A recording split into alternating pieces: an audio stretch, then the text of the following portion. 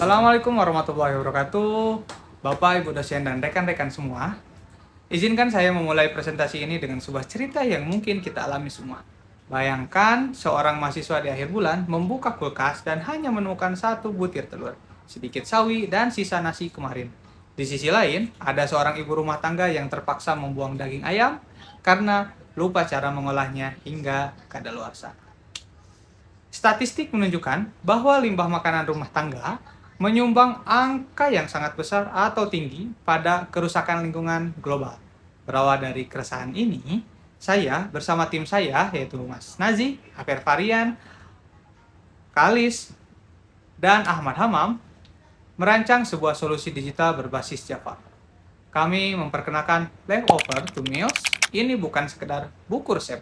Ini adalah sistem cerdas memitigasi limbah makanan melalui teknologi. Oke, sebelum masuk ke ranah arsitektur, mari kita lihat apa yang sebenarnya dilakukan oleh aplikasi ini melalui 5 pilar utamanya. Pertama, manajemen bahan. Pengguna dapat mengelola stok dapur mereka secara real time, menambah, mengedit, atau menghapus bahan yang tersedia. Kedua, manajemen resep. Sistem kami menyediakan database resep yang kaya, lengkap, dengan kategori dan instruksi yang sangat mendetail. Nomor 3, matching resep. Fitur inti ini yang melakukan sorting berdasarkan tingkat kecocokan bahan di pantry pengguna dengan database resep. Nomor 4, rekomendasi dan favorit. Menggunakan logika untuk menyarankan hidangan berdasarkan bahan yang sering digunakan. Dan selanjutnya, nomor 5, user authentication. Memastikan data pantry dan favorit setiap pengguna aman dan bersifat personal. Oke, sekarang mari kita bedah jantung dari aplikasi ini, kelas diagram. Perancangan ini adalah manifestasi dari prinsip-prinsip PBO untuk menciptakan sistem yang modular dan scalable. A. Entitas pengguna dan keamanan, encapsulation. Pertama, kita lihat kelas user. Kelas ini menerapkan prinsip encapsulation atau pengkapsulan secara ketat. Atribut password bersifat private yang berarti hanya bisa diakses melalui metode internal. Di sini terdapat operasi fungsional seperti add pantry item, remove pantry item, serta user sign-up dan user login. Hubungan antara user dan pantry item adalah one-to-many, di mana satu objek user memiliki koleksi objek pantry item yang dinamis. B. Logika bisnis, receipt dan matching engine. Kedua, mari kita perhatikan kelas receipt. Kelas ini menyimpan metadata masukan seperti title, instruction, dan servings. Namun, kekuatan utamanya ada pada metode match percentage. Metode ini secara algoritmis membandingkan list receipt ingredients dengan pantry item milik user untuk menghasilkan skor kecocokan. Kecerdasan ini didukung oleh kelas recommendation engine. Di sini, kami menerapkan akses private pada metode calculate match score dan filter by preference. Mengapa? Karena logika perhitungan skor adalah rahasia dapur sistem yang tidak boleh diubah oleh kelas luar. Penggunanya hanya berinteraksi dengan metode public, get recommendation.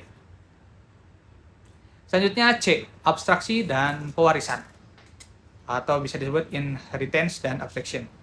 Ketiga dan yang paling krusial dalam ujian PBO ini adalah penggunaan abstrak class measurement. Kami menyadari bahwa baik bahan di pantry maupun bahan dalam resep memerlukan data jumlah dan satuan. Oleh karena itu, kami menciptakan class induk measurement sebagai blueprintnya. Kelas pantry item dan receipt ingredient bertindak sebagai child class yang mewarisi semua atribut dari measurement. Dengan struktur ini, kami mencapai reusability kode yang sangat tinggi, metode toString yang menggabungkan unit dan jumlah hanya perlu ditulis satu kali di kelas induk. Mari kita lihat bagaimana objek-objek ini saling berbicara. Pertama, favorit receipt yaitu many to one memungkinkan ribuan pengguna menandai resep yang sama sebagai favorit tanpa duplikasi data resep itu sendiri. Selanjutnya, receipt to receipt ingredient yaitu one to many, menunjukkan komposisi resep yang kompleks, di mana satu resep terdiri dari banyak detail bahan. Selanjutnya, pantry item to ingredient, many to one, memastikan setiap stok di dapur user selalu merujuk pada identitas bahan yang valid disistemkan. Sebagai kesimpulan, proyek Leftover to Meals bukan sekedar tugas besar pemrograman berorientasi objek. Ini adalah upaya kami dalam mengimplementasikan konsep teknis seperti inheritance, abstraction, dan encapsulation untuk menjawab tantangan sosial dan lingkungan.